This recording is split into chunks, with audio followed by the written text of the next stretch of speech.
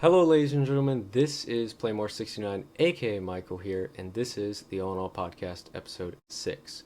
Welcome back to the podcast, everyone. In this episode, we actually have a guest. Her name is Jennifer. She's quite an interesting person that I think you can see on this podcast through our conversation. So, Jennifer, is there anything you'd like to say? Well, first off, I'd like to say thank you very much for inviting me to be a part of this. I'm really excited.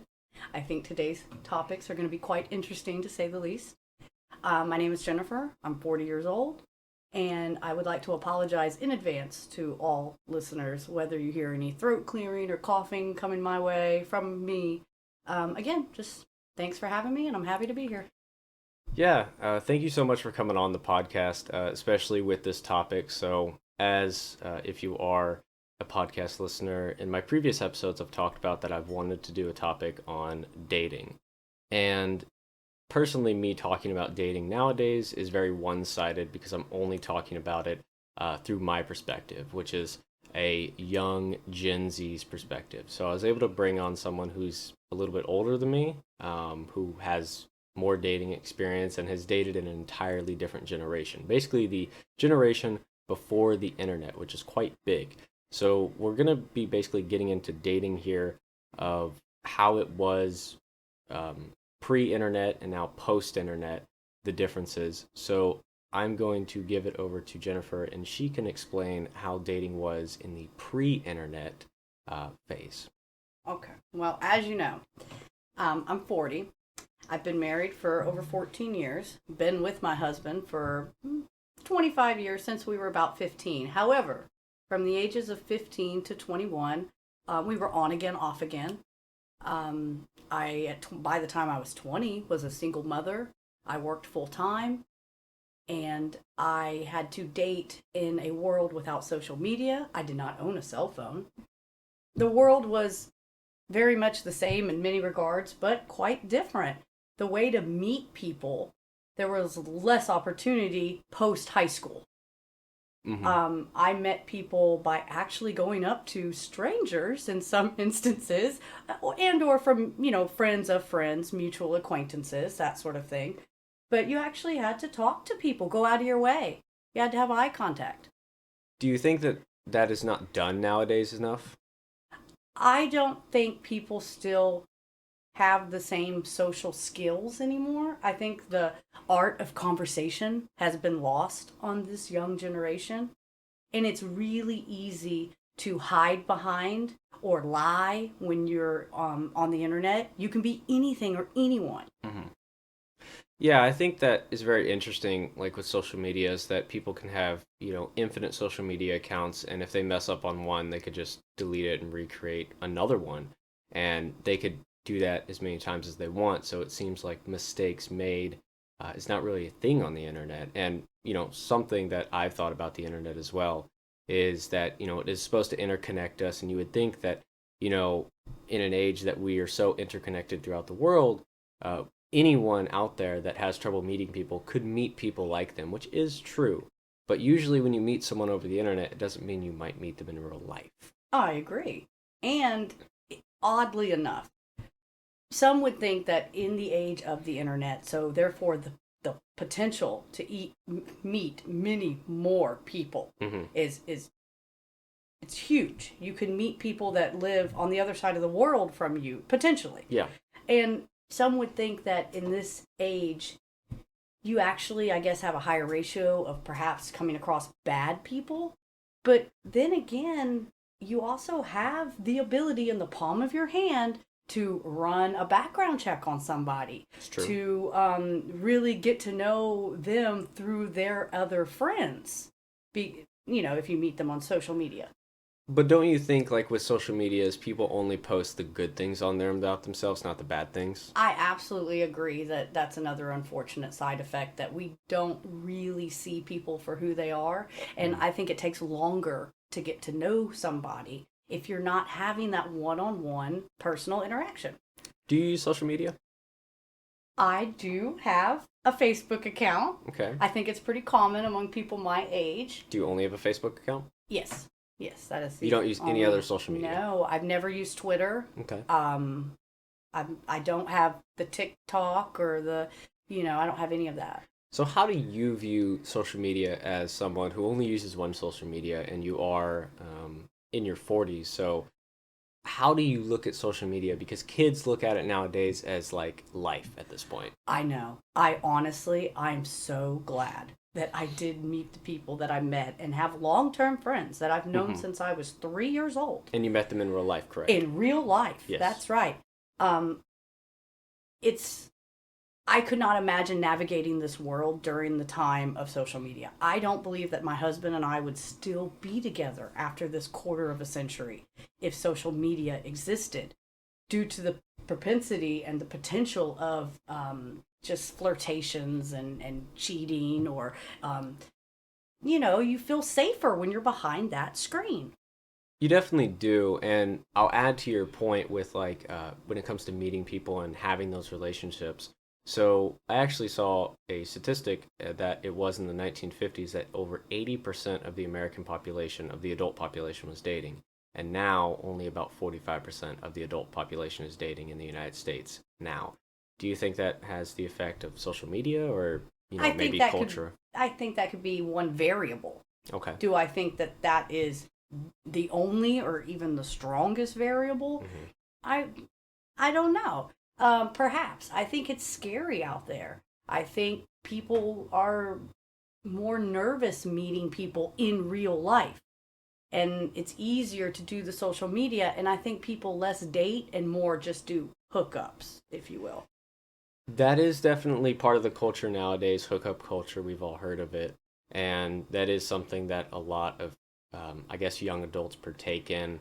They don't really see the need to form relationships anymore. It's like looked down upon to actually be in a relationship now, considering the fact that over half of the American adult population are not in a relationship or dating at this point. And that, I think, just shows that maybe with social media and how easy it is to find someone and just hook up with them, that's how you get your sexual needs out, and then you don't really need a relationship because it's really frowned upon. I think culture drives society. Yes. So when culture is driving society in that way, less people are going to do it. Just like it's looked at as kind of a bad thing to have kids in a family now, because it like ties you down, and people look at that as a bad thing. So, well, financial, I think, has a huge impact on that. Inflation, and of course, in the 50s and the 60s and the 70s, you could have a two-parent household where only the father worked, the mother stayed home, and enough money was brought in to feed the family and pay the bills. Now that's almost impossible. That is, and I guess it really does come down to also the inflation, but the culture in itself. So I do want to also transition into this as well. So before I basically give like how women now see dating and their standards, how is your standards as a woman when you were dating? How were those standards, and could you like explain those standards out? Well, manners matter. I know that seems silly and a little old-fashioned to say, but manners do matter, and I don't just mean they hold the door, which is nice and important, or that they pay for everything, which at that time I did not expect. When I was 20, I worked full-time. I had my own money. I liked men that were funny and nice and had a great personality. I never really worried so much how good was their relationship with their mother. That seems to be something some women really hold on to. I wanted to be treated with respect, of course. I, first and foremost, wanted to be friends with the person before ever having the romantic part go ahead or go forward. Because if I can't be friends with you, there is no future.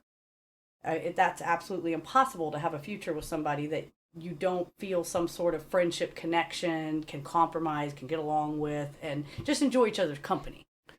So you would say that being socially fluent is a very big thing to you, because that's obviously what you just said of like, them being socially fluent, being able to be funny, being able to interact and have a good conversation. Like that is like one of the most important things for you in a partner. I wouldn't say that it's the most important, and it depends on how you define that social fluency. I would rather have one wonderful, great friend than 100 acquaintances. Okay, yeah. So What about like financial wise? Does that matter to you when you were No, dating? not at all. Did they have to have a job? Yes. Now Okay. that mattered, but that's simply also a matter of responsibility and showing that they had something going for them in life. They understood how the world worked in general. Because at that age, I also was a single mother, so I wasn't going to start dating a homeless bum, obviously. So like their job, like how much would they have to be making? Just enough to support you and them and your child, obviously, or something like that? Like what kind of finances are we talking Honestly, that about? never entered my mind because I Never was did. perfectly happy Okay. supporting my own child and myself. Okay, what about like athletics? Did they have to have like an athletic body or did they can have any body whatsoever? Did that not matter Anybody. to you? You didn't matter. No. Okay. What about height wise? What No, I don't particularly. I'm a very short person. So obviously, people just listening cannot see me. I am 5 feet tall. so height doesn't matter to you. They No, could be 5'2" but and I you wouldn't care. prefer taller men. Okay. So you do have a preference. A little bit. What's your cutoff point? I I don't want them to be shorter than me. So if they're like 5'1", That'd be fine. you're fine. Okay. Uh, what about like age wise? Like obviously you were dating in your teens and your early 20s. Like what age wise did age even come into a factor, or what about that? I would say the only reason why it didn't really come into play is because most of the people I associated with and the places I was meeting people, pretty much everyone was within my age range. So I can't give a valid opinion on that. Personally, I'd like to say it wouldn't have mattered. I would not have dated someone much younger than me. They had to have been at least 18, 19 when I was 20. But older, I never even was in a situation to meet someone more than 10 years older than me. Mm-hmm. I do not think that would have mattered to me, but saying that, I do think it's important to be within a 5 year age range. If you have no common ground, there's no way you could understand generationally how the person was raised. Totally different movies that you grew up watching, music that you grew up listening to, perhaps even the way you were raised could be vastly different when you have a large age difference. That's definitely true.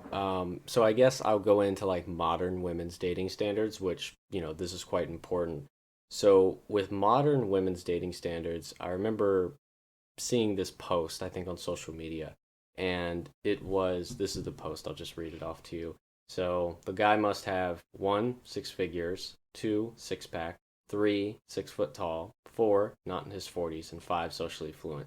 You only basically said one of those, and that was socially fluent. All of the others really didn't matter that much. Not at all. So, with those, and this is something that most modern women agree upon, is they want a guy that checks off all of those boxes. And with that, that's put a lot of, like, at least guys on the lower end of, like, the totem pole, you would say, not with a date. And that's why, like, virginity has risen so much when it comes to young men. I have a graph here that shows that since 2008, it was about 8% of adult men are virgins, but now in 2018, it was about 27%. And this was right before, obviously, the COVID pandemic. And with the COVID pandemic and stuff, it probably has risen to at least 33% or maybe even 40. So it's probably about 1/3 of adult men nowadays, are virgins as adults. So how does that sound to you as someone who didn't have any of those standards whatsoever? Going back to the list of the 5 things, which let me try to reiterate and All right. correct me if I'm wrong. High salary. They wanted a high salary. Mm-hmm. Good body. Yep. Six pack. Mm-hmm. And height. Okay, I think okay. Not in his 40s, which that seems kind of an odd one. At some point, we're all hopefully going to be in our 40s at some point for at least 10 years, right? Well, I think it's about meeting someone. Like, right, that's the I thing. understand. Like, when it comes to meeting someone, yeah, and you- socially fluent. you don't want to meet them in their 40s. I think this is a very unfortunate side, almost to feminism in a way. Women Really? wanting more, women expecting more. I think I guess a better way to say it would be the Prince Charming complex. Okay. Okay, we want to be princesses. We want to be swept off our feet by somebody that can just come into our lives on a white horse and take care of everything and be perfect partners to us. I'm not saying that this is completely unable to happen. You know, you could find someone like that for you, but hopefully the person you fall in love with, they become everything to you. They may not be perfect, but they're perfect for you. Yes. And we should stop looking at these shallow things. The financial part, perhaps I understand. People that were raised poor, of course, want financial stability. This is very important. And in our modern world, that standard of what is considered financially stable, is that bar is getting raised higher and higher and higher. Mm-hmm.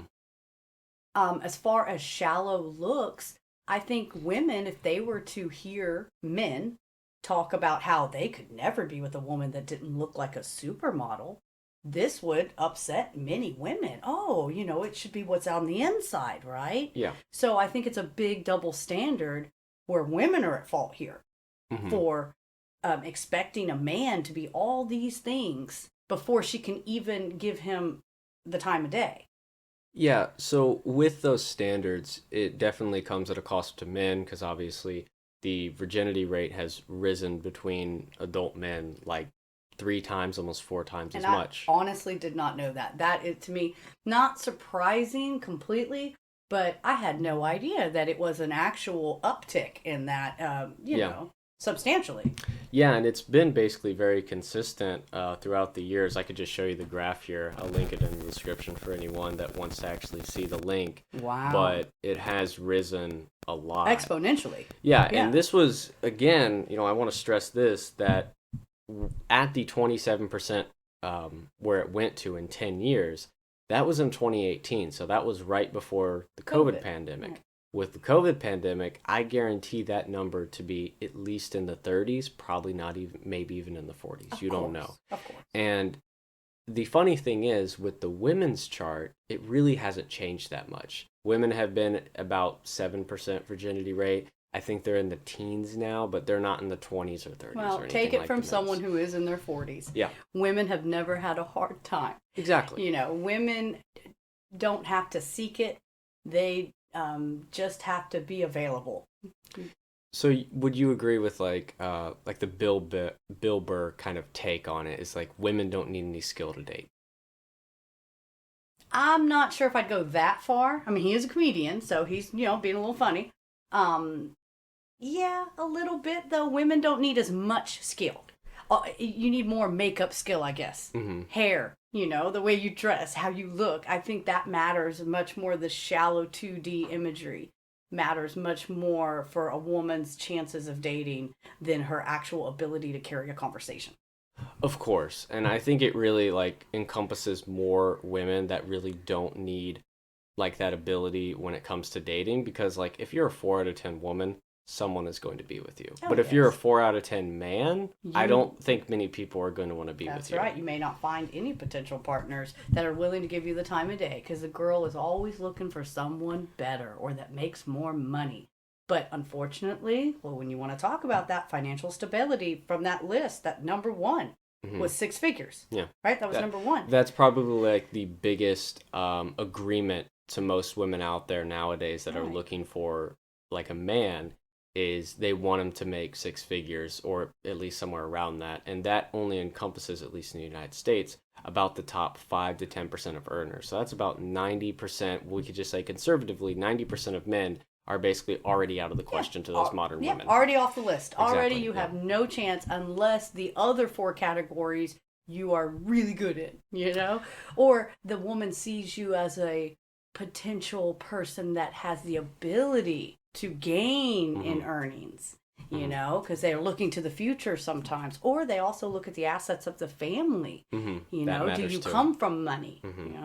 So I think that's really unfortunate though for men everywhere, that these standards are placed upon them. You kind of are losing before you even get out of the gate. You know what I mean?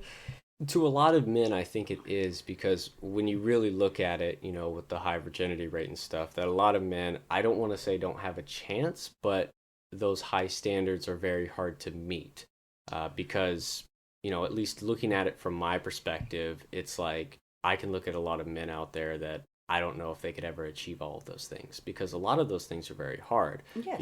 Not only making a good amount of money, being in the top 5 to 10% of earners, but also having a great body, and then also being socially fluent. And you can't really control your height or your age, but like Correct. those three things that you can control are very hard to maintain. I agree. And And some people could never obtain a six pack. some people I can. mean, let's be honest. Some people have different types of bodies, and Yeah. that's okay. I think the only one that you have the most control over is your potential earning, because you could have multiple jobs, you could go back to school. That one I think we would have the most control over.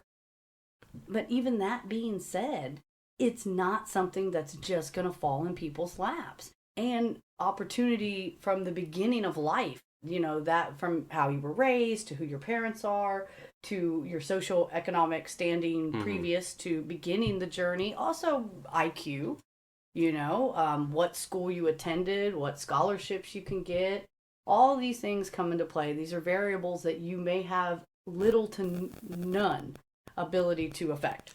Yeah, and this is just a little bit of a tangent, but it adds to your point that one of the biggest determining factors of your success in the United States is your zip code, where you're born into. Yeah, I've heard and that. you can't control where you're actually born into. Exactly. So if you get born into like a poor neighborhood or region in the United States, you're not set up for failure, but you're not set up for the best success. Correct. And I think that definitely needs to be, well, I guess factored in a way, but I don't think these women are factoring in those things, because at least when they talk about their standards and their dating standards, they're like, I know what I want, this is what I want, and this is what I'm trying to achieve. And this is about the 5% of men getting all of the women out there. And that is really the case. That I've also seen statistics like this when it comes to women and men, at least in their sexual relations nowadays, that the very top percent of men, the 5 to 10%, are getting like 80 to 90% of the women, or at least having 80 to 90% of the sex. Like, would you agree or would you disagree that was like the case in your time, or was it much more spread out? It was much more spread out. Personally, that was, now I can only give anecdotal evidence. I don't have, of course, a lot of statistics. I did go to a very large high school. It was a 5A high school. That's over 5,000 people attended the school.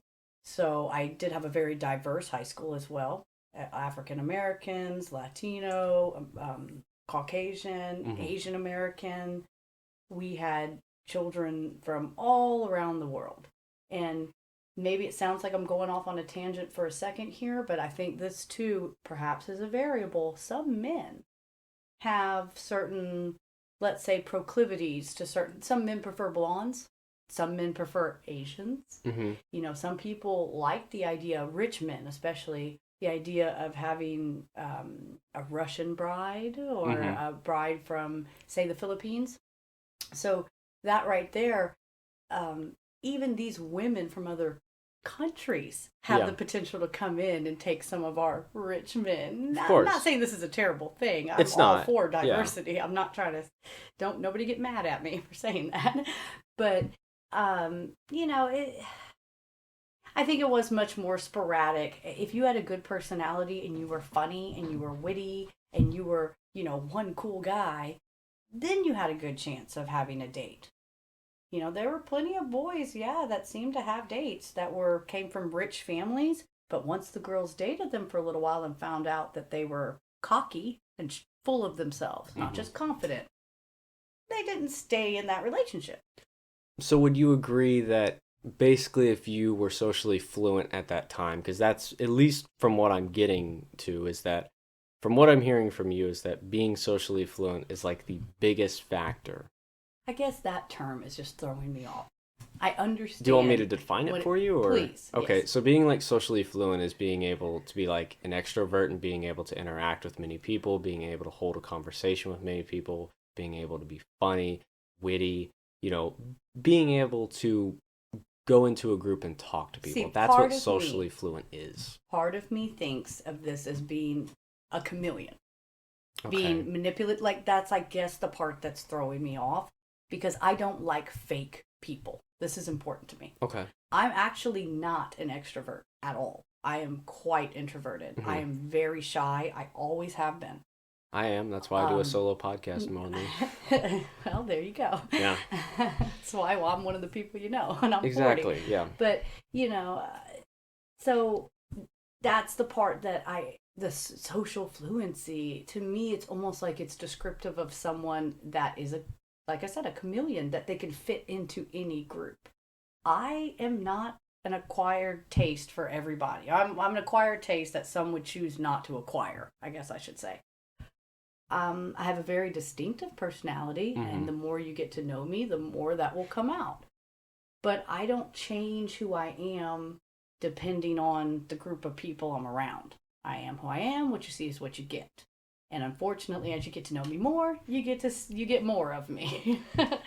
Yeah, so I guess that social fluent term is maybe throwing you off a bit, but that's kind of what it is, at least nowadays, when it comes to many women do like that of a man who can be socially fluent, who can talk to many groups of people, and that's just something that, obviously is a high standard, but it's also the lowest on the list. Most women just purely look at what's their finances, do they look good, are they 6 foot tall?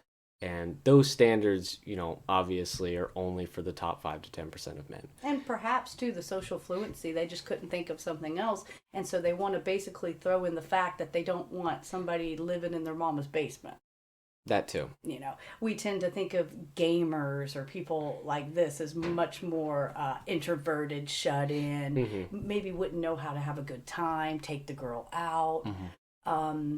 Some of it, though, I don't necessarily want a guy that can just talk to anybody. I want a guy that can talk to me, that I'm comfortable around. I actually am quite a jealous person. Even, been with my husband going on 25 years, I still get jealous. I don't want me and him going to a social event together, and he's just everybody's talking to him. He's making the circles, and all these women are talking to him and seeing him. This might make me uncomfortable. I like that he, too, is a bit shy in large social groups, because then he stays next to me, which is where I want him to be. Well, I'd like to add to your point there, like when you go to like a social event or whatever, and he's talking, and like, let's say if you were with a very socially fluent person, and they were able to make those groups around them and basically show that they were like, the center of attention. I think if they were a truly trustworthy person, then that would look really good on the woman, because they would have, a very good partner that could go anywhere and be able to be the center of attention. And then also make them the center of attention along with that, which is something that I think a lot of, modern women want. I think for me, it's more about not being embarrassed. You don't want someone who's awkward. Yeah. You do want a partner that, yes, you trust and know they can speak well and articulate words and carry a conversation, and you do not have to worry about them embarrassing you or in any way making a show of themselves, and therefore you have been humiliated in a public setting. So yes, that sort of social fluency to me is important. I want to know that my husband and I can attend said events, whether it be a family event or a social event or going to the grocery store together, and he's not going to make a spectacle. Yeah, so I kind of want to transition into this question and, kind of hear your opinion, because my opinion might shock you. But do you think these high dating standards for the majority of women nowadays are a good thing or a bad thing? I think that the idea of having standards, period, is a very good thing. I agree. Because we should not sell ourselves short. Of course. We should know our value. We should love ourselves and want somebody that loves us. If you have no standard at all and no opinion about what you want, then how do you know that you are getting something that is a good thing if you don't even know what you want in the first place? However, these particular standards, especially the more shallow ones, 6 foot tall, 6-pack, those two in particular really kind of upset me for women everywhere, that this is something that women hold on to. I could understand the height one, especially if we're talking about women who are quite tall. I have a friend who's 5'8", 5'9". Of course she wants a 6 foot tall guy. It's the only way the guy could be taller than her. Yeah. Not saying that the guy has to be taller than the woman, but this makes sense to me. Yeah. Generally, men are taller than women. Right, on average. Now, the six pack, like how they look, shouldn't we place more value on who the person is rather than how they look? And if you get into the fact that, well, that shows they take care of themselves Yes. and they eat right Yeah. and they exercise, you're right. Those are important things.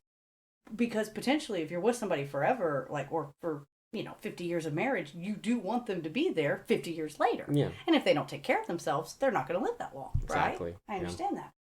But nobody looks the same at 50 as they do at 25. Exactly. I agree with that. And I think when it comes to that health standard of like having the six pack, I think that's more of like an umbrella term or something like that, where it encompasses like them working out and them taking care of themselves. Because honestly, I think that health is more of like, or well, women look at that more like psychological. They see that as health as a good thing for men because they will be. Do you really believe those women on that list that said six pack were thinking of the man's heart health?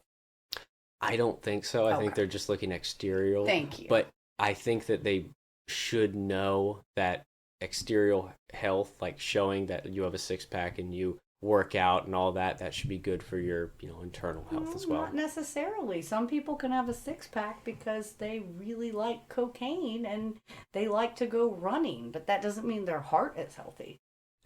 I guess that's true, but I mean, this is my take on the standard. So, what was your take? Was it a bad or good? Sorry, I missed it. Just the fact of having standards, period, are good. Do I think the shallow part of that list? No, I don't think that's good to be shallow. Period. So you don't think it's good to be shallow, but the other three you're fine with? Yeah, you should have some standard. Of course you should. Okay, so just look at it from a base term of those five I rattled off to you. Would you say that just that's good? No. Or bad? Okay. So I look at these standards as, I guess, kind of a good thing. And I know this. Yeah, I told you my take might shock you. But the reason I say that is because this standard that is being set out, it's a very high standard, obviously. Not every man can meet that. But how I look at it personally, for the men out there that are driven in their lives, that really want to do a lot, and obviously, want to have a girlfriend along with that, it's going to push them to do those, amazing things, for them to work out, every single day to get that six pack, to work every single day at their job to make sure that they can get that six-figure position. They can be socially fluent by interacting with as many people as possible. That's very possible for the driven people out there. But I think when it comes to the non-driven people out there, it's hurting those people. But I think as for, I think a good amount of men are driven enough to get to that point. I think, I know this is a true statement. It's historically been said, behind every great man is a great woman. Mm-hmm. That is said, okay? Mm-hmm. We look at this, it's been stated about presidents and world leaders and just great people, Mm-hmm. I think it comes down to having a good partner, having someone in your corner. But this is denoting the fact that they're already in your corner. This isn't just to get them there, okay?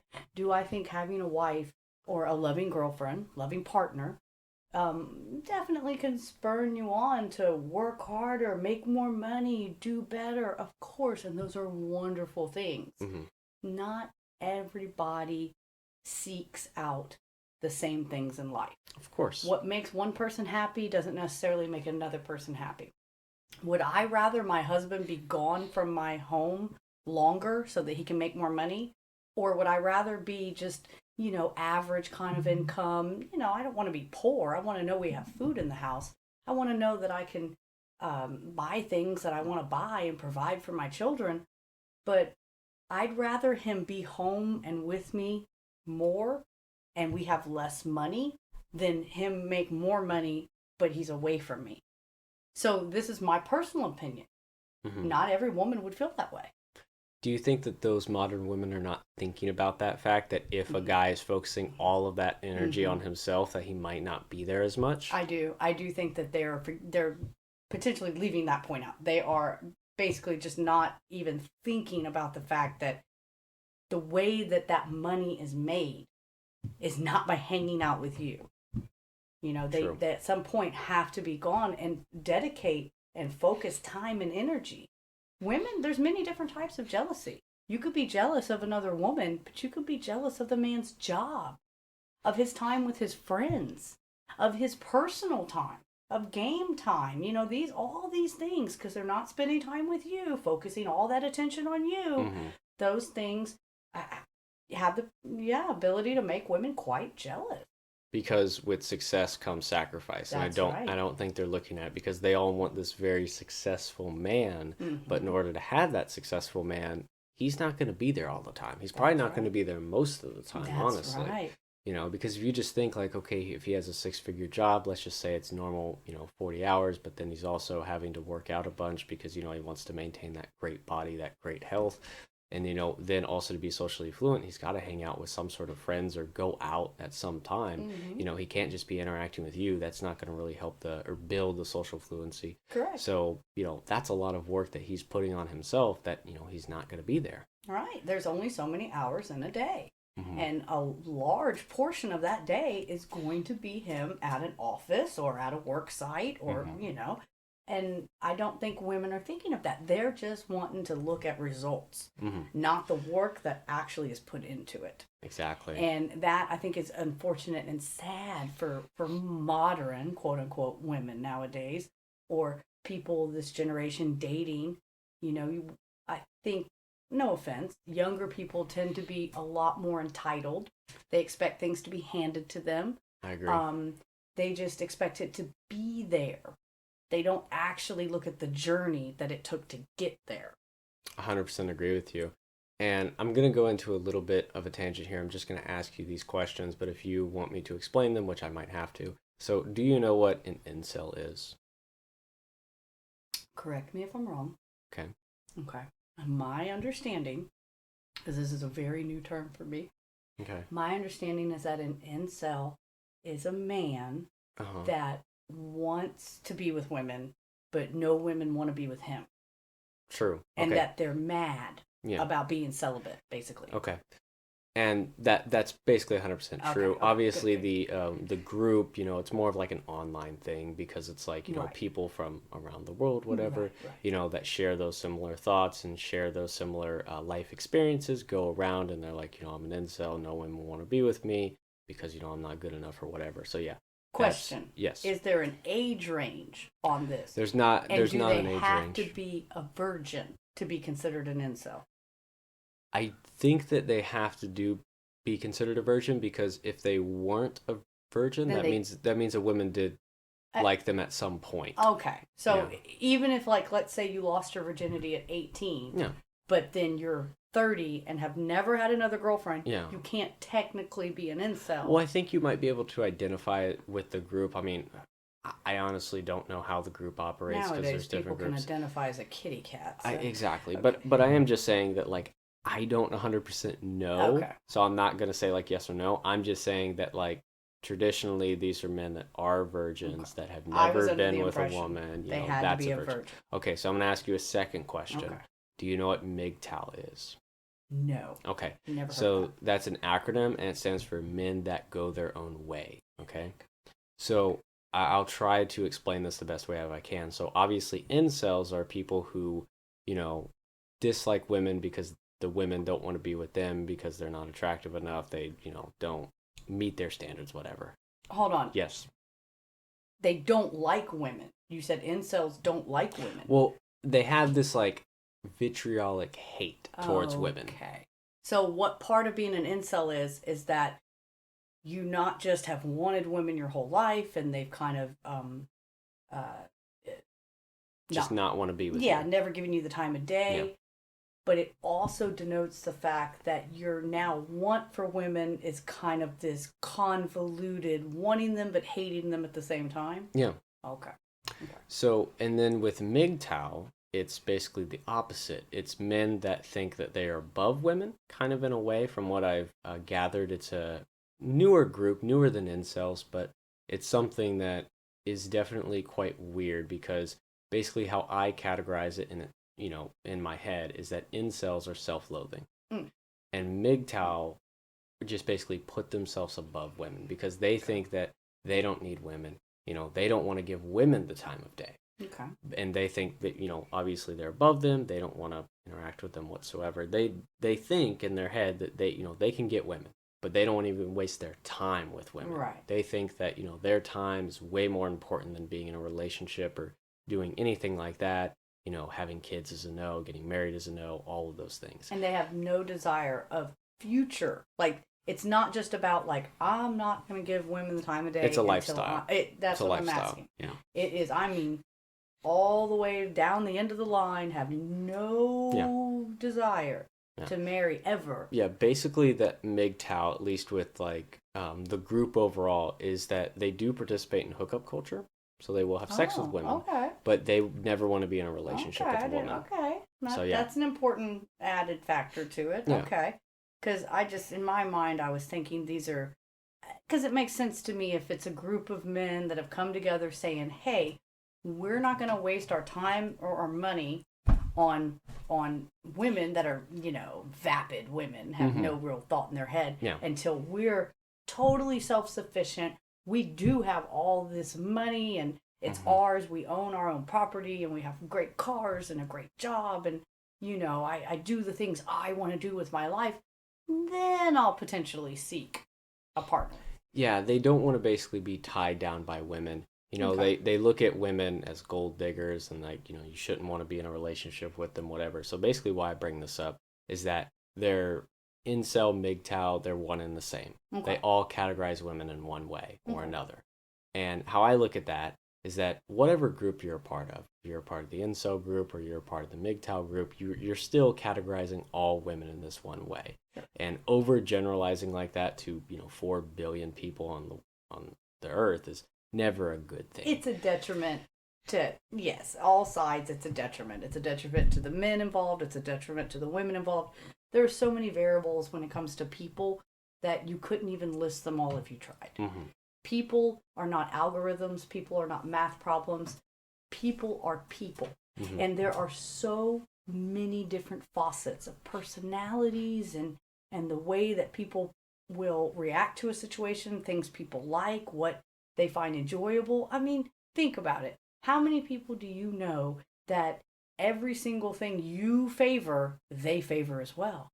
It's true.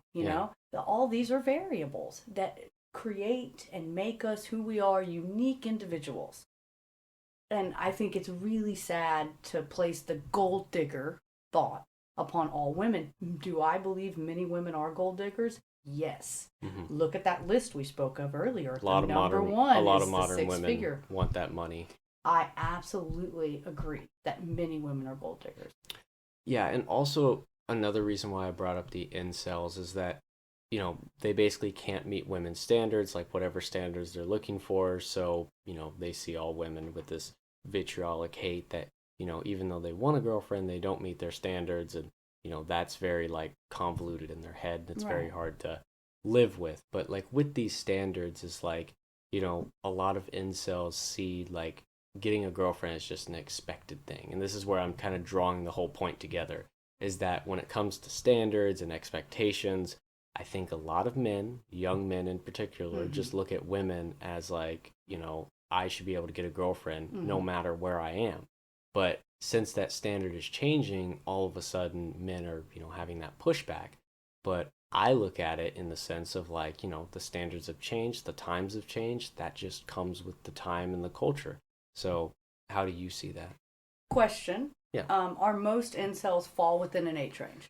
Usually they do. It's much more of a newer term or group. Right. So how basically I describe it to people if they want to know what an incel is. Basically think of a guy who kind of like my age range. Okay. Is like, he was in high school, he got rejected a couple times, he got to young adult, he doesn't have much things going for him, he doesn't have much social groups, he might have tried to talk to a couple women out of the blue, like, at a coffee shop or something, but nothing worked out. We're going to go 18 to 30. 18 to 30 is like the most average incel age. That's probably 90% of them, I would say. And I want to say, honestly, my personal opinion about that is that's very telling in and of itself. Mm-hmm. I think that it does come down to that while they were still in high school, in a very large atmosphere of being able to meet people and interact with. All of a sudden that's gone. Well, not only is it gone, but during that time, I think they got rejected. Of course, yeah, that's multiple usually what times. happens. Usually to be an incel, Correct. you've They had got to get rejected a rejected from lot. women. And then so it goes from many, many potential partners Mm-hmm. and getting rejected to now you're having to go out and meet people post high school. So Mm-hmm. totally different social interactions. And to add to that, they would have to be really socially fluent. Would you agree? I agree. Yeah. I do agree. And unfortunately, that again, I want to say the word chameleon. This actually can aid you in life. And it's not a horrible thing to have the ability to fit in with multiple groups. And we all do it.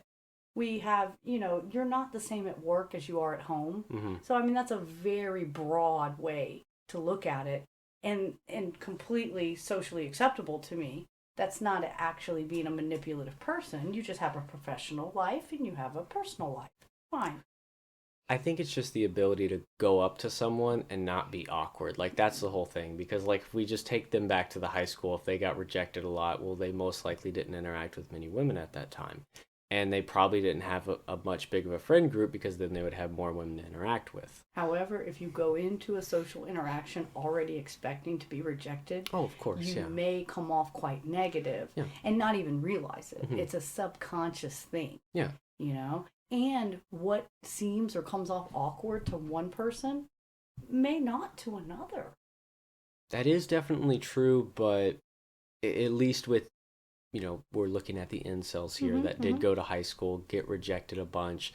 They probably don't know how the majority of women operate. They probably haven't found that out yet. You want to find people like, right? We want people that are our people. Mm-hmm. You can't find your people if you don't interact with people. Mm-hmm.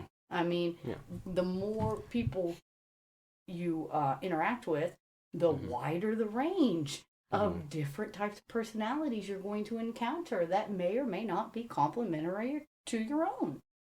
Yeah, so I guess when it comes into this expectation factor of like, women have standards, all of these, basically I would say many men, have expectations to have a girlfriend. But, when it comes to that expectation factor, do you think that that's a good thing for men to have, or do you think it should have more of like another sense of like, hey, if I don't meet their standards, that's on me? I don't think they should feel bad about themselves when the standards are that high and the woman is so shallow that she literally adheres to a checklist. Mm-hmm. When you meet the one, quote unquote, Mm-hmm. There shouldn't be a checklist. I understand if you already have that in your head, but certain people we're drawn to. And we have, oh man, that guy really made me laugh, or that person really made me smile, or hey, they seem to understand me, or man, they were listening to this band that most people don't know about, and I really like that band. Don't sell yourself short or the other person. Be willing to go beyond this small box that you have in your head, because you'll never know who you're going to meet. You could have more fun than you could ever imagine by putting yourself out there and being okay with kind of, lessening this standard a little bit. So you think that standards should be more malleable? Yes. So they shouldn't just be an absolute yes or no factor. Correct. I think it should be much more malleable. That is a wonderful way to put it. Yes, I absolutely think that. So, do you think a lot of people out there, especially women, are missing out on a lot of their dating opportunities because of their standards? Exactly. I think, unfortunately, we box ourselves off, we close ourselves off. Like I stated earlier, you can only find the people that would be your people if you're around people. The higher our standards, we close ourselves off. We may miss somebody that could be, quote unquote, the one. Not just because we choose not to seek them out or find them, but they see how we are. And we are now not deemed acceptable to them. We come off as shallow to them. And that is an unfortunate side effect. We need to be more open and accept people for who they are. Of course. So, I think you know this, but do you know that women practice hypergamy? Do you know what that is? Not exactly.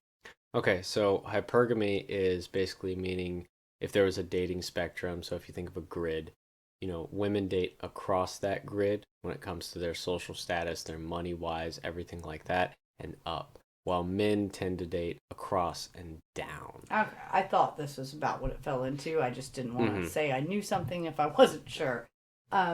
Yeah, I'm aware of that. I have seen that in my own lifetime. There's been many more instances of me seeing a very beautiful woman with a, let's say, socially average looking man. And I've had the thought, how did you get her? And unfortunately, even I will then, with subconsciously, the first thought is he must be rich. And this is horrible that I would think that. How small minded of me to assume that for a average looking man to get a beautiful woman, he must be rich. Whereas to see an average looking woman with a good looking man, oh, that must mean she has a great personality. Definitely agree with that. And obviously that is, somewhat a bad thought to think about when you do look at couples, but usually I would say 99% of the time is the reality of the situation. But also I kind of wanted to transition into this topic with women a lot more in the workforce now, as you know. So, there's obviously the big argument with the pay gap and everything like that, but at least in the United States, if a man and a woman work the same exact job, let's say if they both worked in engineering or, as an electrical engineer, they should make the same amount, and I think they do in most cases. Okay. So, do you think that that has some sort of an impact on the hypergamy scale when it comes to women wanting to date across and up? There's much less men that are on that up scale and across now. I think it's a variable. I think it is a variable that actually does affect many potential couples. Do I think it's a fair variable? Not necessarily. Again, if we box ourselves off, or if a woman is not willing to, in her own mind, date below her class, if you will, that to me, in and of itself, is very sad. I have not held a job in 20 years. I have had the great experience of being a stay-at-home mom. I think it's quite rare nowadays. It's much more of a earlier, 1950s kind of stay-at-home mom thing. I think it was the best choice for my family, my children. Did it mean that less income came into the home? Yeah. Did I have more time to spend with my family and my husband? Yes.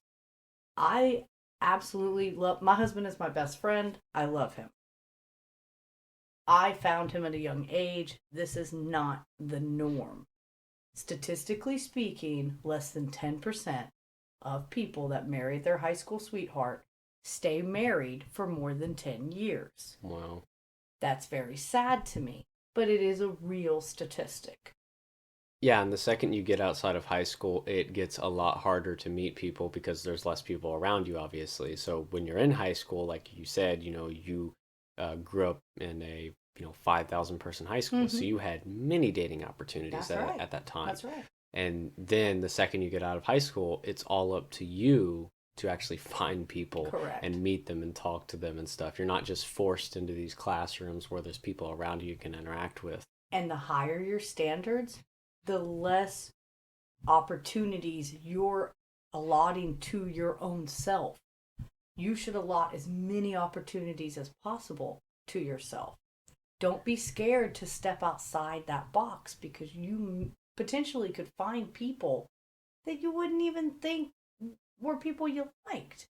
If somebody makes you happy and they make you laugh and you enjoy their company, again, as I said earlier, nobody's going to look the same 25, 30 years from now. If you fall in love with somebody purely based on a look, how they look, then how can a woman even feel comfortable gaining weight during pregnancy if she's worried her husband won't find her attractive anymore because he doesn't truly love her?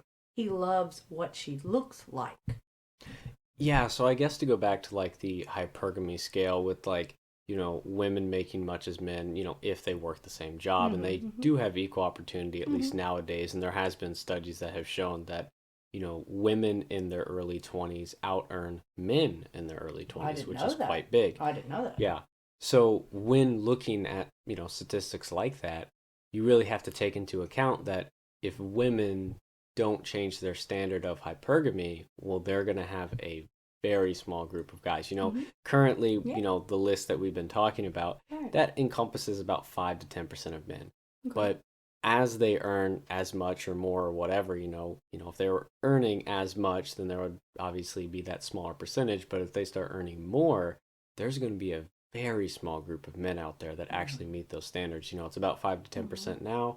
If they keep earning or out earning 20-year-olds, then how is that going to look when it comes to their dating pool? Should they change their standards? Do you think that that is something that they should try to do?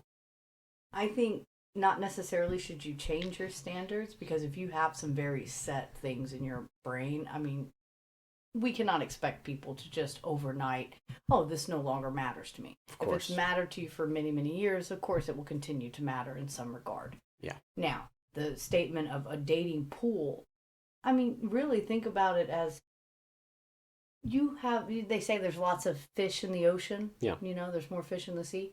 Well, the more shallow you are, the more shallow and less that pool is.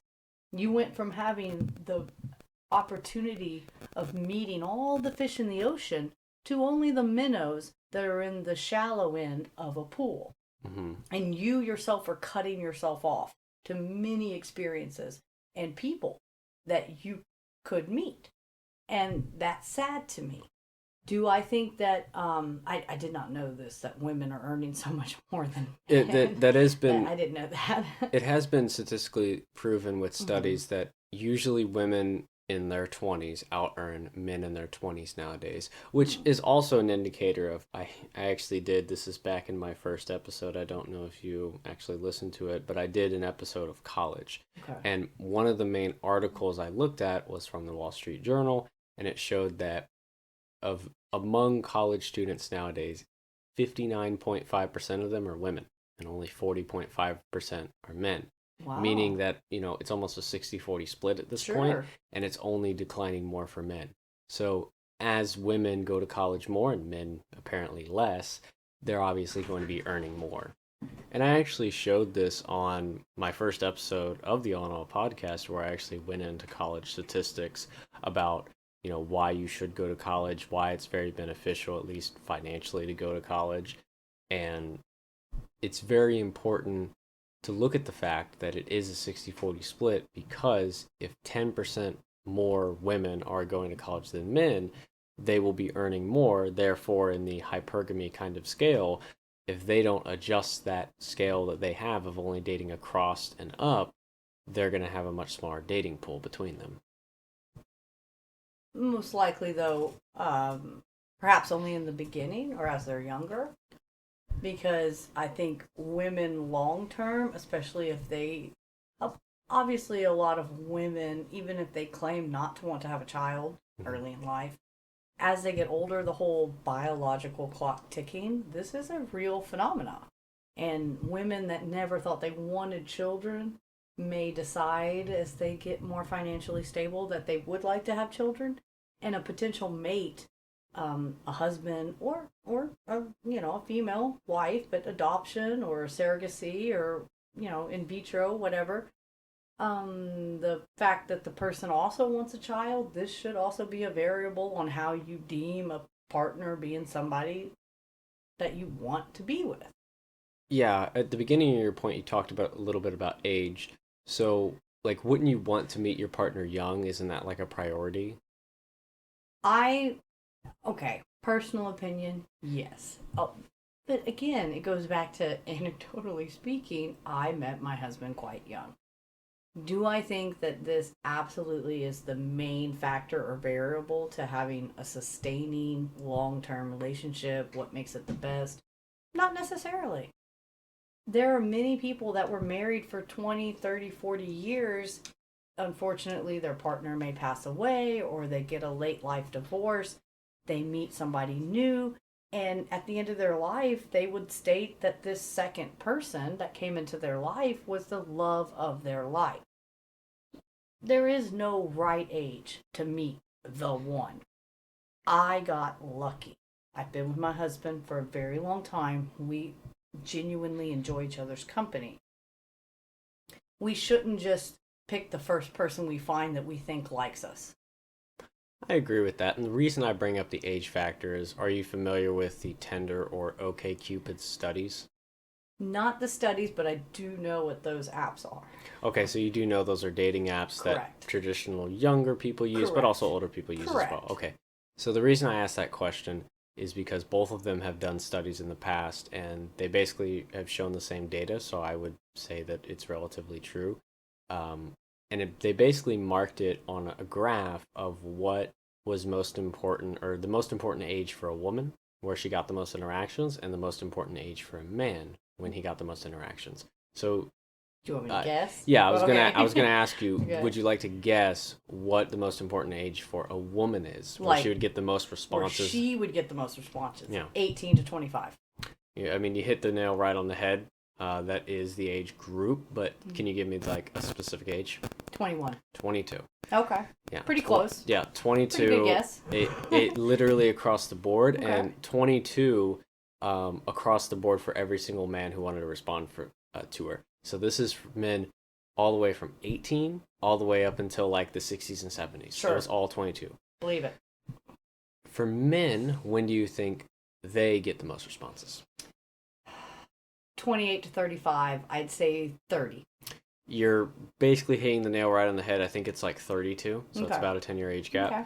And that's when they get the most responses. Before telling me, I want to give my personal opinion on why these are what the ages I chose. Of course. Women, beauty, youth, tight skin, lack of having a child, possibly.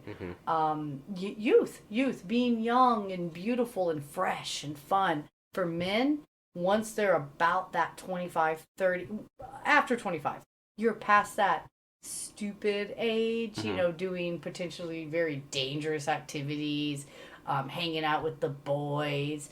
You're starting to want to be more stable in life. You probably have already graduated college. You have your own place. Correct. You don't live at home with mama. You have your own earnings, your own bank account, a nice car, suits. You know what a woman likes. You maybe can take her out to eat, and you know how to behave in that type of setting without being awkward. Women across the board. Now, again, no offense to anybody listening. In my personal experience, women across the board often seek out a much more fatherly figure. Men that they may want to wear the pants in the relationship as a female. Yeah. They want to know that they could be in control. They want the man to guide them, though? They want the man to make them feel safe. Okay. Period at the end. It's not about dominance. It's about stability. A safe and stability, a safety net. Yes.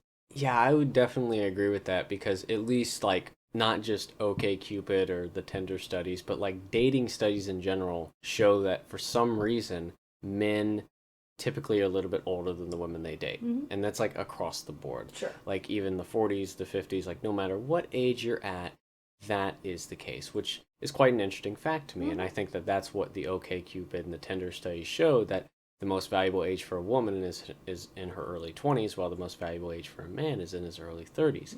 And you basically just said like everything with their conclusion of their studies. Men and women value different things. And I can honestly state I have never seen these studies. This is just my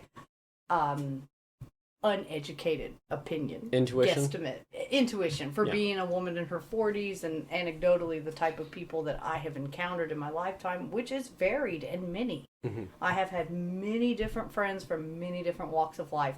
I knew people that grew up in what people would consider the ghetto, very poor, single mother households, mother worked multiple jobs, food stamps, government assistance, all the way to people that lived in very affluent neighborhoods, large homes, wealthy, if you will. And the difference between rich and wealthy, this has only recently been explained to me. Rich means you don't have to worry about money in your lifetime. Wealthy means your children's children don't have to worry about money. Okay, I didn't really look at it like that, but thanks for educating me.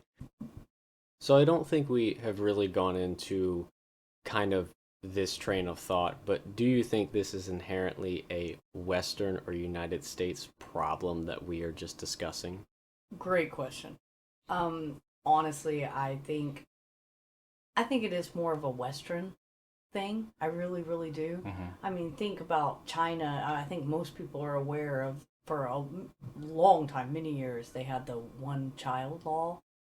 That the only way you could have more than one child is if your first child was a girl, because everybody wants a son. Now that law has changed. Again, I'm 20 years older than you, so my being up on world news and things like this is a little bit outdated, if you will. Do you know their current child policy law? Do you know what it's at right now? 3, I think. Yeah, it was just risen to 3, I think, in 2021 or 2020. That recently? Yeah, it was very recent. Very recent. Very recent. It was risen to 2. I don't know exactly when, but the reason it was raised to 3 is basically because of, I've also talked about this on the podcast, but a global fertility crisis. That was my episode 2 about the population inevitably starting to decline. Well, in ratio, you have, again, we talk about the smaller pool. Yeah. If there are, in ratio, so many more men to women. Yes. There's only 1 woman to every 10 men. How can all the men have a wife if you don't have enough women to choose from? So now you're not only looking at whether or not you actually like this person, it's the ability to have the person to choose from, period. Yeah, some men are just going to be left out in that example, but I don't see that as really a Western problem, at least because we've never, at least to my knowledge, had restrictions on how many kids you can have in a Western country. No, never in a first world or America. As far as I know, never in America. You don't consider China first world? Okay, perhaps I spoke out of turn. America. Let's just stick with Western. But I do feel that standard we talked about earlier, it does adhere more easily in my mind to women in a country that know there are so few women in ratio to men. No matter what, they will find a husband because the men are desperate to find a woman. Yeah. So for them to have these very high standards makes sense. The men that are the 8 out of 10 that won't find a woman, they're left out in the cold. And it's sad, but it makes more sense. But again, unfortunately, in these other countries, women are deemed as lower society, less than. So I don't even think they would know to think to place themselves in a mental state where, I don't have to pick the first guy that comes along and is willing to take care of me or marry me or provide me with a family. They just want a husband. They want to have children. This is how you further a society, is by making babies, right? So would you agree, like in the West, or at least in America, that we have, or that modern women have these standards? Do you think that's adding to the desperation factor to men? Yes, definitely. Okay. I definitely feel it's creating what we call incels. It's creating what we call, what was it called? MGTOW. Okay. It's creating that, I feel that's maybe not the only contributing factor, but a large contributing factor. It's these men out here that are on the lower side of the totem pole that are looking at this like, I might not even have a chance, but they create these groups because they want to identify with something, because they can't identify with having a girlfriend. And right there, think about it. What did you just state? And you said it perfectly. They want to identify with people. Yeah. Because what do we want as human beings? Identify with something. Even if you're an introvert, you want to know people like you. Yeah. And you want to like people. You want to feel part of something. This is an innate human condition. We are social creatures, even the least social among us. We are social creatures. And I think that's kind of a guiding factor of why these type groups, the incels and the MGTOW. There you go, I say it wrong every time, have exploded perhaps and only become a thing in modern times. Yeah, because like, at least with incel, I think I've known about it basically my entire life, but MGTOW is a relatively new group. Now, again, you're 21. Yeah. So, in your knowledge, when did incel become a term? Well, I would say, like, really the first time I started using the internet, like, I would say when I really got in tuned with the internet was around 2007. That's Okay. when I first started watching YouTube. Wow. And obviously, I watch it every single day now. It's like And correct my me if I'm entertainment. wrong, Yes. but you would have been 7 years old. Would have been 7 years old at the time, yeah. Okay. So I would have been 27. yeah, so it was basically right about when I started using the internet, I saw that incel term, and I knew what it was. You know, I knew it from a very You want to young know age. the first time I heard the incel term? Yeah, of course. About a year ago. Really? That recent? Yes, that recent. I'm not a large internet person, as you know. I mean, I use the internet as much as the next person in terms of Googling things and YouTube, and I watch Netflix and things like this. But no, I like I stated in the beginning, I only have Facebook. You know, never had a Twitter, never had a Tumblr. I don't work, so I don't have LinkedIn or any of this. It was a completely new concept to me in it being so specifically defined. In high school, did I know boys that seemed to not like girls simply because they already in their brain were rejected even before trying?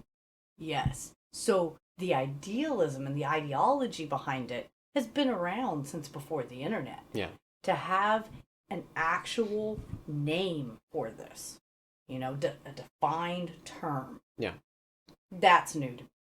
And it is something that is quite scary because, like, you know, it's become a group because of the internet. This wasn't a thing before the internet. You know, obviously, you know the times that were before the internet. I doubt you remember people calling each other incels or even identifying with that group. Never heard the term till a year ago. So with this kind of like group on the internet, it's only growing because as virginity rises with young men, you know, you saw the graph that it went from 8% to 27% in 10 years. How much of a percent do you think those men are incels now? Oh my. Oh my. Of the 27%? Yeah. I'd say 26 of them. I'd say 26% of the 20. I'd say most of them. Yeah, because at least in my... I don't know. Well, at least in my research with, like, online of, like, how big the incel group is, it is quite a big group. And do you want to know how I learned the term? Yes. And this is... maybe this affects my opinion of it. The first time I heard the term is I enjoy true crime podcasts. Yeah. The incel murders. There was a guy that was a well-known incel, and he actually went on a killing spree With a van? due to his anger. Yeah, just at Was women it the not van wanting guy? him. He actually was the son of somebody that was in Hollywood, and he was like half Asian, half white. He was a good-looking guy too. He really was. And I remember a lot of his YouTube podcast type or videos.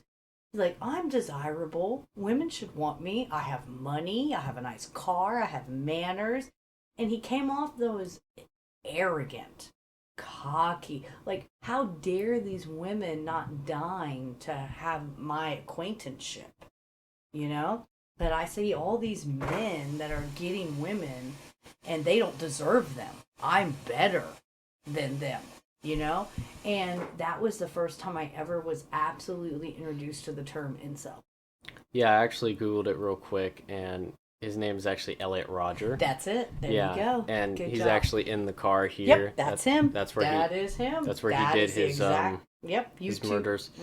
Yeah, and he did YouTube Yeah, he videos ran there people too, over yeah. in his car. Yeah, Yes. it seems like 7 by gunfire and He 7 killed by a couple of his motor roommates that he, you know, had shared a home with. I mean, you know, this isn't that type of podcast, but maybe that does affect my This is the On All podcast. We talk thought about everything. process of incel, because my first, you know, knowledge of this term was somebody that killed people because they couldn't get a woman. Yeah, well, this is the On All podcast. We talk about whatever. But yeah, I like that you brought that up because that does kind of put into your head that like maybe this is bad. And I think that ruins groups for a lot of people. I think for mainly anyone, because you could look at a group like let's say the first time you heard about BLM was riots, Exactly. but you don't and think you about do know yeah. that it is a known psychological term. The wolf gang or the pack mentality. Mm-hmm. Pack mentality is a known psychological process where we would be more likely to do horrific things in a group than we would ever potentially do individually. Yeah. You may never, ever in your life want to physically harm another person. We shouldn't want to, right? But in a group, you may feel the need just to be liked, just so that, and also maybe out of fear, because if they could do that to them, they could do it to me. The pack mentality is a well-documented psychological condition. And it's good you mentioned that, because in the case of Elliot Rodger, he did YouTube videos. Correct. So with these YouTube videos, he would get positive comments to his videos. Exactly. And that would help him fuel to where he's actually doing this. Yes. His fever, the fire behind this ideology of nobody wants, and people would egg him on in a way, you know? Oh, what's wrong with you? Oh, yeah, do this, do that. And again, going back all the way to the beginning of our conversation, the differential between modern dating and dating nowadays, back in the day, my time, social media and being behind a screen, this does potentially, I use that word so much and I apologize, create that, again, pack mentality.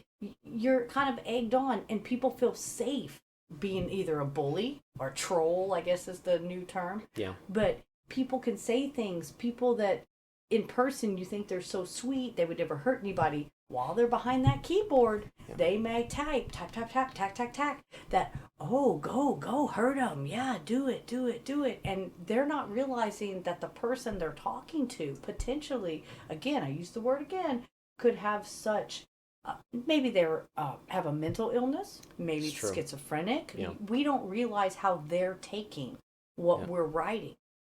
And the results could be disastrous.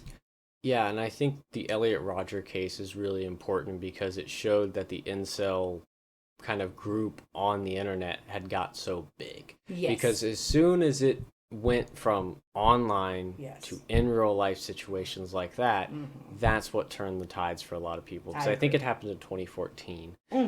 But before that, incel was still a thing, but it was a relatively small group. After 2014, incel on the internet is, I would really say, anywhere. Like, I'm surprised you haven't found it on more surface level web like YouTube or Facebook, but there is such a vast media on YouTube and Facebook. Well, now on if YouTube, you don't they search use for it, algorithms much more. Of course, all the things they do that it for all presented, social media, right? All the things presented to me are things that I would already have looked up. So. But at least for like other social medias, like Reddit is pretty much universal. I don't use Reddit. I know, but I'm saying it's a very universal use social media that incel is on there. You know, I think they have a incel subreddit. I think it's the actual incel subreddit got banned a couple years ago, but there's another one that has like 50,000 members. Do these groups talk negative about women? Like, is it a very much, not just they feel bad about themselves, they can't get women, they're pissed off about this. Do they actually like kind of woman bash? Like, well, let me get into this because it's good you asked that question. When it comes to incels, like on Reddit, for instance, the actual incel subreddit got banned a couple years ago. That's not the case anymore. But there is another incel subreddit that, to my knowledge, is still there, and it's called Incels with No Hate. So they don't hate, but it's basically a lot of self-loathing. More self-loathing. Basically, it's 100% that, because it's all of them telling everyone that how bad they are, about how they're never going to get a girlfriend. New question. Yes. Now that we've denoted the fact they're more self-loathing, are they don't encourage suicide, do they? I mean, that could be a very sad outcome. Oh, nobody would ever love you. Nobody loves you. So just why are you still here? Why are you wasting space? I would hate to feel that would be a variable. That definitely is a contributing factor, because suicide is on the rise. It's been on the rise every single year, because that's why I asked that. You can look at that for social media. Yeah, I don't want hate crimes to be done or women bashing, nor do I want people to hurt themselves. Yeah, I guess when it really comes to looking at that, you can look at it in a sense of, like, these men who are self-loathing in this way, that I think that they are finding each other, Mm-hmm. that they are one and the same, that they can talk to each other Right. and have friendships. So I think it's, Which is a positive yeah, thing. I think it's Right. pushing them away from that And then you suicide. may stop talking about just incel things and realize, hey, you like that video game? Me too. Hey, you like this type of Yeah. movie? Hey, me too. You want to go see? You want to go play? You go bowling? Go play pool? These type And things. you could look at it in the more positive aspect of, yeah, they could meet each other and That's what become I wish. and become more social. Right. But that's probably not the case many times. Usually, when these young men, because they are very impressionable, Mm-hmm. they're very easy to manipulate, or very Mm-hmm. easy to get ideas in their head and just stick. Caught in a loop. Once you get stuck in that incel Mm-hmm. group, Mm-hmm. you're probably never getting out. And I'm speaking from this from experience, because as a young teenager or adult, around the 16, 17 range, when I was having no luck whatsoever in high Mm-hmm. school, I looked up a couple things. I think it was on Reddit, and I think this is when the incel subreddit was still a thing. And I actually went to it and agreed with a lot of what they were saying. Do you consider yourself an incel? No, I don't. Okay. Because I feel it's more of a belief system Okay. than like you aren't. Because, for everyone on the podcast, doing a dating episode, I think I've said this in the past, I'm 21 and I've never dated. Mm-hmm. I don't consider myself an incel. I consider myself a person who's working on themselves. I'm going to be someone who will date, a little bit later in life. I don't think that, if you just don't meet someone by 18 years old, you're just automatically an incel. Oh no, you're not. No, no, no, no, no. And what's that other one? Say the MGTOW. There you go. See, it to me, I place you more in the category of not like that, but how I asked earlier about that group. Oh, is it men just working on themselves to become financially stable? Well, That see, makes sense to me. That's where I put you. Like you're wanting to complete your education, have a stable job, stable existence before even putting yourself out there because you already have this idealism in your head of this high standard that women have. So you don't even want to begin to put yourself out there in fear of rejection until you tick most of these boxes. Well, actually, Is that a valid point? I'll or- correct you there. I disagree with that a little bit because Okay. I have already put myself out there, Okay. and I stopped putting myself out there after community college. So, like, when it was actually a little bit before then, basically when the COVID pandemic hit, I was still technically in community college. To be fair, that's not your fault. No. To have, again, we're more been in our homes and secluded, if you will. But I bring that up because 2 months before, or 2 months after the COVID pandemic started, I finished my community college. So I was able to get my associate's degree. Correct. And then I went to online university. Correct, which everybody did, that's my understanding. Yeah, pretty most much. people did Right, for right, an right. entire year. Even some universities are Right, still even doing large that. universities. Yeah, correct. so I went to online university, obviously, and the only social interaction I was really going outside and doing was at my job. Sure. And I work in IT. I think people And on the you're podcast in the know white that. collar side, so therefore the group of people around you are much older than you, and the women are older and receptionists. Correct me if I'm wrong. You work with mostly men. I work with mostly no one. That's because I'm the only IT at the place of my work. Right. So when it comes to me going to work, I go to work and sit in an office all day, and basically for 9 to 10 hours, I don't talk to anyone. But the likelihood of anybody that you do interact with at your job, They'll be older. it'll be a man, and they'll be older. Well, it depends. Yes or no? It depends, because if I'm talking to HR, it's most likely going to be a woman. Of If I'm talking to a course, man, I understand that could be that. like, But more the of a woman in manager HR position. is a bit older than you.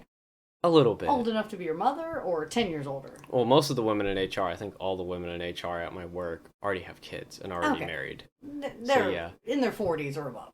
Yeah, My age 30s, or older. 40s, Oh, somewhere around okay. there. Because Yeah, I'm exactly. yeah. Okay. Yeah. Just There's checking. no one who's in their 20s Right. in And my is place this of a work. variable to you for dating? I guess I'll share my personal opinion on this because this is, like, we were talking about dating and you talked about your standards. I guess I'll talk about mine real quick.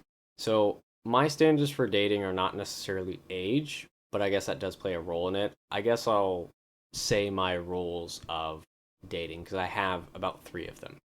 So my first rule is taking care of themselves. So if, at least my ideology is that I need you to love yourself before you can love anyone else. And that is what I've basically done in the past couple of years. Good Is classic 1970s ideology. yeah, Go ahead. I've been able to love myself, Mhm. so therefore I've been able to gain a lot of confidence. So Right. I think that loving yourself brings confidence. And health matters. Of course. And loving yourself is very important to Mhm. me. So if someone loves themselves, then I can love Yeah. them. So I don't need to put so much energy every day Yeah. into making you feel okay about yourself. yeah. So rule one, the taking care of yourself, loving yourself, is about like eating right, working out, Sure. showing that you And these care. are things you value in Of your course. life as well. It's showing to me. It's not a double standard, though. Let's No. be very clear on Men that. and women. Because some people would be quite rude, and you, thankfully, as a man, this is not a double standard. You as well, I know this about you. You can attest. You eat right. I can attest to the fact you eat right. You work out every day. This is something I've always known about you. Yeah. You are very committed to personal health. Of course. You don't smoke. You don't drink. You have never partaken in anything, that would be considered detrimental to my health. detrimental to your health. Exactly. And with taking care of yourself, yeah, eating right, working out, and also being able to take care of yourself financially. So I think like I don't want a bum, but like I don't need a woman that makes six figures or something crazy like that. I just need someone that can take care of themselves Sure. and don't need me to take care of them, because I think a lot of men want to be the providers, which is a good thing to be. Sure. But you don't want to be taking care of a bum that can't take care of themselves. Correct. At least that's you want to know that if you were to pass, it's also kind of a lovely, sweet idealism that I know that if something horrific, accident, something we have no control over happened, they still are okay. They can make it in this world. Exactly. So. And I guess another rule of mine would be particularly, it could be more of exception based. It's more malleable. But I would like them to not drink or smoke. Drinking is more of a social thing. You don't drink or smoke. Yeah. So therefore, that is not... Smoking is bigger to me. Okay. Drinking is fine if you're doing it socially. Wow. I would think the other way, because... Smoking is much more detrimental to your health, though. Sure, but drinking... It's nastier, too. Over my experience, drinking is a lot less predictable. I agree, but smoking is a lot more nasty You to can me. smoke and drive a car. Of course. Whereas... Well, it depends if you smoke weed, then, I'm not... I was talking about cigarettes. I'm saying weed and cigarettes. I'm saying, vaping, cigarettes, weed, all I don't that. like vaping. That's not my whole bag. I don't... Okay. I do smoke cigarettes. That's why I apologize to your listeners about coughing. It's much more easy to maintain, the smoking habits, but I think when it comes to smoking, it's a lot more nastier. I've always heard that, and if somebody has never smoked, when they say it's nasty, it doesn't hurt my feelings, or I don't have any negative kind of feeling towards that. When I know that people have been smokers and then they denote it as nasty, it's like those are some of the worst people to be around when get your smoke out of my face. I saw you smoking last month, I mean, that kind of thing kind of bothers me. Drinking to me, even though I do drink, I think weed should be more legal than alcohol. Alcohol, people could die. Alcohol poisoning. If you drink too much, you should not drive if you drink at all. I do not believe in drinking and driving. I'm going to make that disclaimer right now. I absolutely have never had a single drink and driven a vehicle. I do not believe in that at all. Drinking to me is potentially, again, I use that word, much more deadly, not just to you, but to people around you. Totally agree with that, but at least in my opinion, the smoking is much more nasty, so it's a standard I have. Sure. Those two rules right there, those are just like fundamental rules for me with dating. It's, can you take care of yourself? And I would like if you don't smoke or drink, because that to me is to be fair, nasty. age doesn't come as much of a factor to you because you, as I understand it, Yes. do not want children or care about that. So therefore, a woman's, her being younger, therefore fertile, wouldn't matter as much to you. Yeah. That does make a factor, right? That's a factor. And at least I won't put kids off completely, but as of now, and my entire life basically, I've never wanted to have kids. And I am truly I have 3 boys. I have 3 sons. I absolutely feel that if people do not want to have children, they should not. They should not feel societally expected to adhere. to that, oh, your job is to have a family and have kids. If you don't want to have kids, don't have kids. And societal speaking, that in like, back in the 40s, 50s, and 60s, that was a thing. You have to have kids, right. baby boomers. Exactly. But nowadays, as the population declines, culture says that it's a bad thing to have kids. The term baby boomer does not denote that having kids. The term baby boom denotes when the men came back from war. Yes. Right. That's why you also have a term called hurricane babies. But it was much more socially acceptable back then to have kids it wasn't than it just is now. Socially acceptable. It was expected. Yes. There you go. It was because expected. It goes back to the statistics. It's much more socially acceptable now not to have kids. Yeah, it goes back to the statistic I talked about early on the podcast, that in the 50s that like over 80% of the adult American population was dating, and now about 45% is. Definitely. So that means over half of the adults in the American population are not dating. That's a large gap in percentage. Is. It really is. In the span of 70 years. Exactly. So, that's one lifetime. Oh yeah, one lifetime. One lifetime. Like people talk about how Joe Rogan says it in a comedy bit that America is so old and the best. It's like 3 people. It's like 3 people. Yeah. We lived to be 100 years old. That's 3 people ago. Yeah. That's not that long when you think about it in those terms. Of course. Right. Yeah, when you think about it in a lifetime, Correct. because a lot of people, I bring this up because I've talked about this population decline. A lot of people don't look at that as a very negative thing or a problematic thing yet, because of the fact that it's so distant in the future. But about 2070, 2080 is when population will start declining, not just US-wide, worldwide. I agree. Which is huge. It's huge. Yeah, and I could potentially live to that. Now, I'd be 70 or 80 years old, but I could potentially live be long to... gone. Of course. I could potentially live to see that. Definitely. And many people are talking about, like, oh, it's not a big problem. It's like, yeah, it's a big problem. This is where I feel that it may not be a big problem. Okay, because here we go. we already have overgrowth of population, and it's already been proven that not in many places, though. Oh, I agree. A lot of countries need more population. Some of those places are inhospitable. I mean that they don't have the ability to grow crops. The land is not forgiving. Large areas where we don't have a lot of population, like Canada. Think of Canada. Okay. It's very lush. Very vast. It's but very some underpopulated. of the tundra area. Of course. Right? The population is so low. Well, that's okay though. It's different. We have a lot of people. Now, I am not in any way trying to proliferate eugenics, if you will. Of course. Okay? Not at all. Not an advocate. Not an advocate. However, do I feel that population awareness, food awareness, the cleaning of our oceans, fresh water, all these things, the uses of resources, all these things should be taken into account. Yeah, but there are a lot of countries that I would like to say that are very underpopulated, like Canada, for instance. Canada has about 38 million people. You do realize Canadians tend to be a mishmash, just like in America. Of course. Okay. But just to give you an idea, there are more people who live in the state of California than all of Canada. That's right. Which is pretty big. That's right.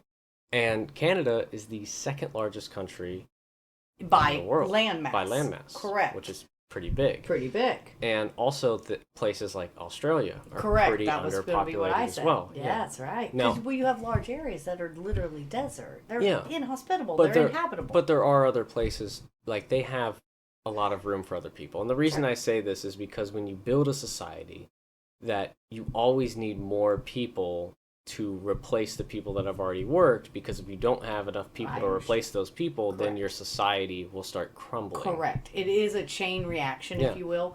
You can't just have 70-year-old people that built it. You have to have 40-year-old, 30-year-old, 20-year-old people to maintain that chain. And that's why Europe right now, at least certain countries in Europe, are really starting to experience this, is they are starting to experience a population decline, which is hurting their economy.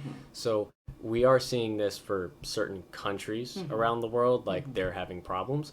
But when it comes to being like, in 2070, 2080, this could be just a world issue. Yes. That we don't have enough people to support the system that we created. Correct. and to maintain certain structures, certain, I mean, think about it. Even if we want to get into very specific, the medical community, Mm-hmm. you know, it was a huge decline in people wanting to be doctors and Mm-hmm. nurses. This is a necessary field, and just as necessary, garbage men, plumbers. Mm-hmm. We need people that hold these positions. These are Mm-hmm. important, vital parts of any society.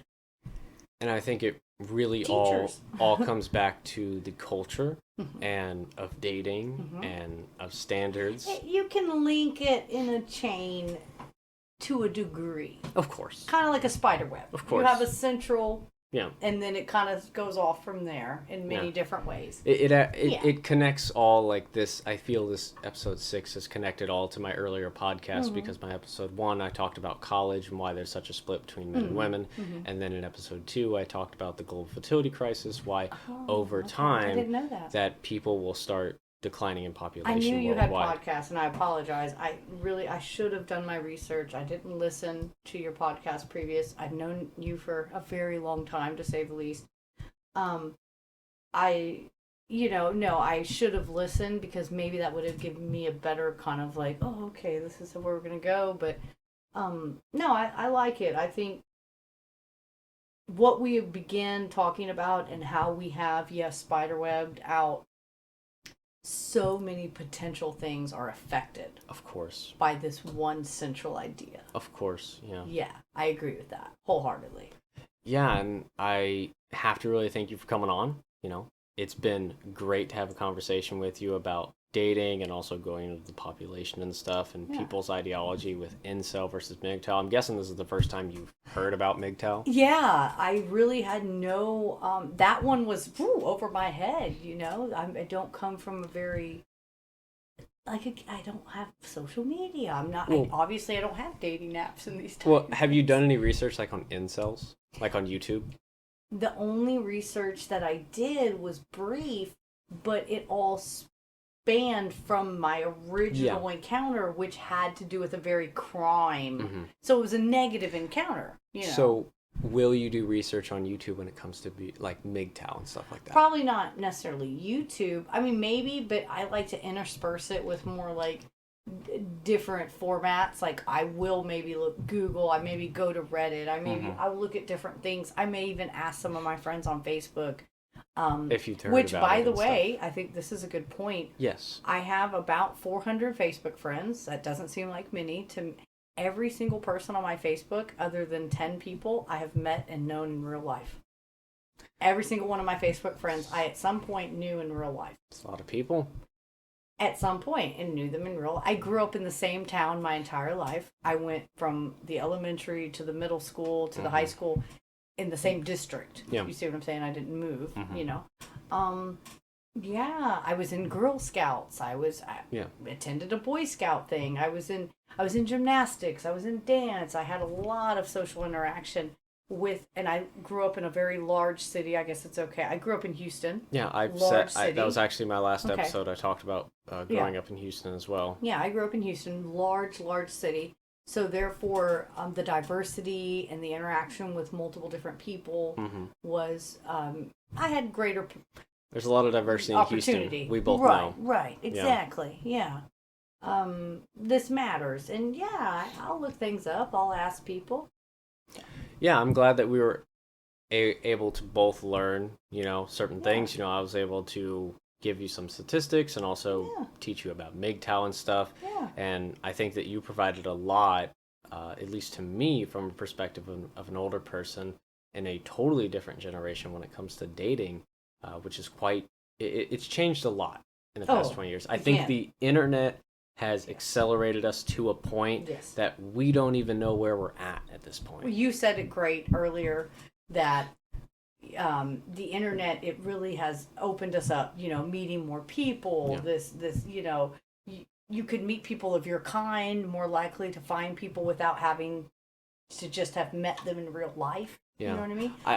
I think I said this in my global fertility crisis episode, that it's how ironic how the internet interconnects all of us, but yet it seems to disconnect all of us from a social That's what I was interaction. going to go into, that I really feel, unfortunately, we've lost the great art of conversation, that one-on-one interaction, or group, even in a group of people. Okay. Yeah. Certain things, I mean, I don't want to sound silly, but go back evolutionarily speaking, people around a campfire. Yeah. The art of in the the campfire, a scary story. This is still a social interaction. And I think so many people use the internet because of the fact that it is safer. Correct. You can sit at home and you have your phone or your computer and you can be on the internet and you'll be safe. Well, you have something to hide behind. There you go. Thank you for saying that. Hide behind. Because I feel it could potentially be safer. There's that word again, potential. Of course. Because you do have the ability to look people up, background check, that type of thing. We have that at our fingertips. Exactly. And so, yeah, safer. I think in some ways it can also be scarier. And we do we're creating hermits without realizing it. Yes. We're creating people that are caught and locked up in this little box. Whereas before, when I grew up, guess what? You had to dial a landline and their mother or their father may answer and you would say, hello, may I speak to? These are manners that people don't even have anymore. Exactly. You wouldn't even know how, not you, I'm saying the proverbial you. Probably me too. Would not know how to correctly ask if someone's there, to knock on someone's door, to have to interact with the parent, to be able to hang out with your friend. Now you just slide into someone's DMs. Right. You could just write, people are sending, risque pictures, if you will. Of course. And they hardly know that person. Yeah. And then they may be mad that these pictures then go viral or go all over, but you're the one that sent it. Of course. So, it's upsetting to me as an older person. Not that I'm old, per se, but compared to you, older. Yeah, there's a big differential in the way humans interacted previous to social media, previous to the internet, than they do now. You can feel safe behind that screen, but how much are you really yourself? How much are you really putting out there?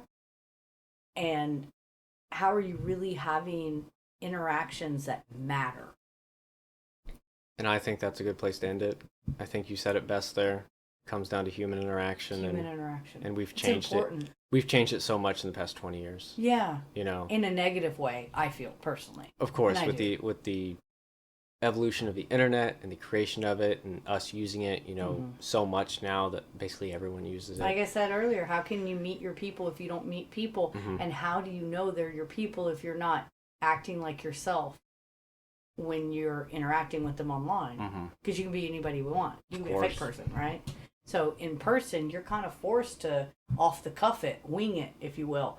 So you're only going to come back to who you are. Yeah. And that's important. It's important. Yeah. Well, I thank you for coming on the podcast, Jennifer. It's been a pleasure. This is my longest podcast yet, episode 6. And, your insight, your knowledge, your age and wisdom has really added a lot to it. Well, thank you. And I thank you so much for that. Do you have anything else to say? I really enjoyed this. I hope that I'm asked to come back on. I hope we can do another show together. This was a great time for me. I really enjoyed myself. Thank you. You were a wonderful host, and I really enjoyed this. Well, thank you so much, and thank you for all the listeners out there that have listened to this entire thing. We've almost gone on for 2 hours now, and if you haven't checked out any of the other podcasts, please check them out. Hope you enjoyed listening, and see ya.